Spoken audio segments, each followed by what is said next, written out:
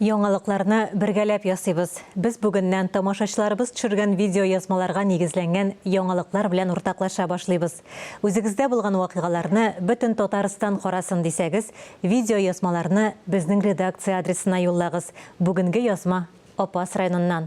Кыш көне һәм елның башка салкынча айларында мәдәният йорты сәхнәсендә концертлар куелса, җәй көне күңел ачу, аралашу чаралары урамнарда үткәрелә.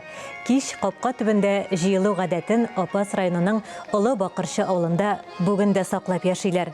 Кызу хезмәт көненнән соң күршеләр белән бергәләп кич утыру авыл халкының борынгыдан килгән матур гадәте.